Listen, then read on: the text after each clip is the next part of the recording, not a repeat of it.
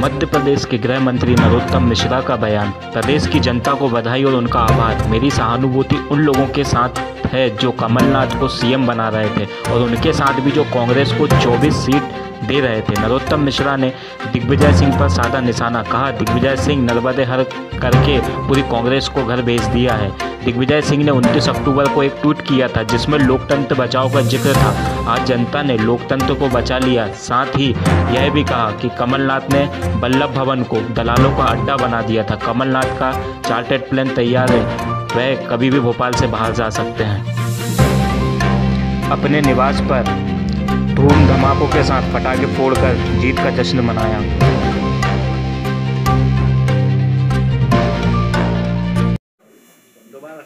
प्रदेश की जनता को कोटिशः बधाई, आभार।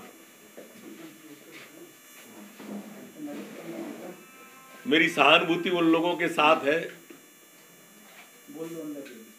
जो कमलनाथ जी को आज मुख्यमंत्री बना रहे थे। मेरी सहानुभूति उनके साथ भी है जो 10 तारीख के बाद 11 तारीख की कहते थे, अधिकारियों को धमकाते थे। मेरी सहानुभूति उनके पास भी है जो कल तक आप लोगों के बीच बैठकर 22 से 25 सीटें जिता रहे थे।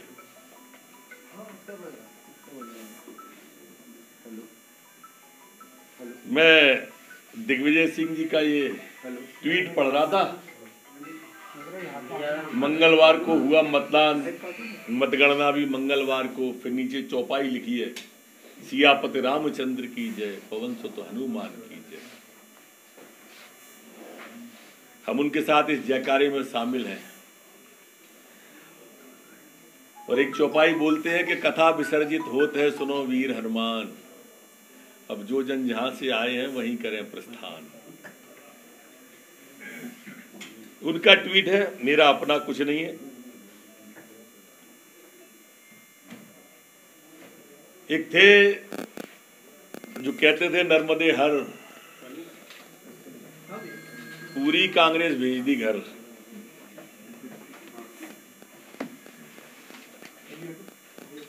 मित्रों, जनता कभी झूठ को पसंद नहीं करती। छल छद्म की राजनीति कमलनाथ जी ने की।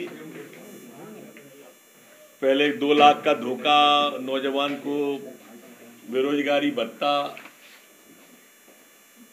काठ की हाड़ी एक ही बार चढ़ती है।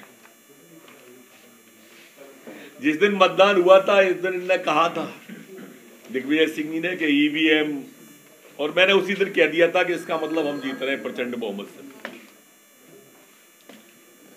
ये उनका ट्वीट है ईवीएम का। एक ट्वीट कमलनाथ जी का भी दिखाना चाहता हूं मैं। जो वो सच बोले हैं वो बताना चाहता हूं। कमलनाथ जी सच भी बोलते हैं, ऐसा नहीं कि मैं सिर्फ झूठ ही बोलते हैं। 10 नवंबर को जनता की सरकार बनना तय, ये सच बोला हूं। लोकतंत्र व संविधान के हत्यारों को जवाब मिलना तय। तो लोकतंत्र और संविधान के हत्यारों को जवाब मिलना तय, ये भी सच बोला उन्होंने। आगे इसमें उन्हीं का ट्वीट है।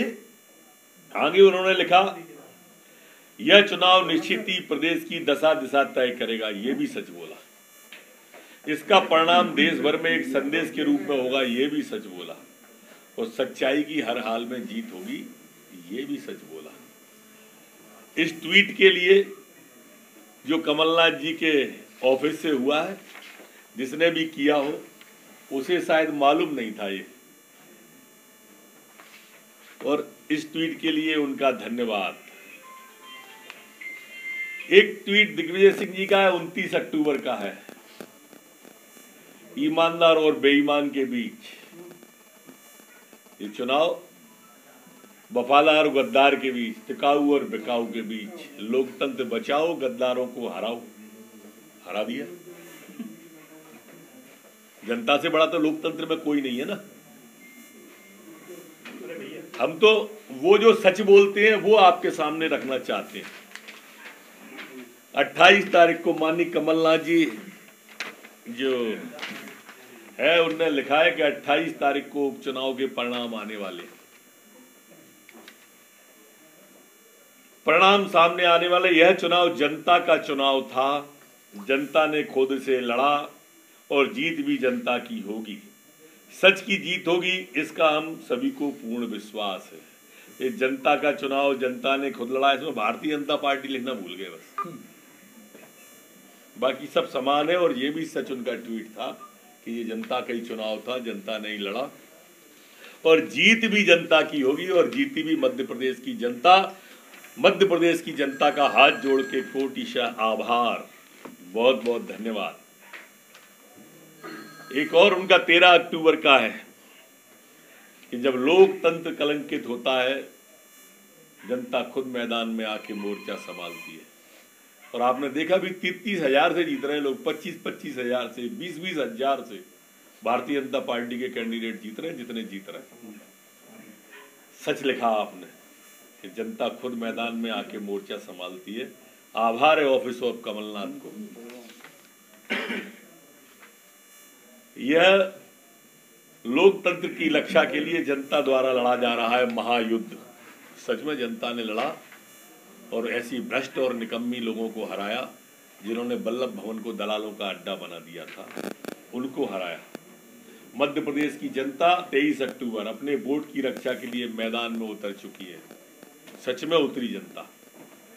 ट्रांसफर उद्योग बंद कराया उसने, प्रवासी पक्षियों की वापसी तय की उनने। कल चार्टर आएगा, बाबा को ले जाएगा। धन्यवाद सर। ये जो 11 तारीख कि ये रवानगी है, हम जीत रहे हैं। कांग्रेस जब भी इस तरह का कोई आक्षेप लगाएगी तो मान लो भाजपा जीत रही है। 2 साल पहले जब इनकी सरकार बनी तो ईवीएम ठीक थी, अब ईवीएम खराब हो गई। ये भी बड़ी अचंभे की बात है ना। इधर चल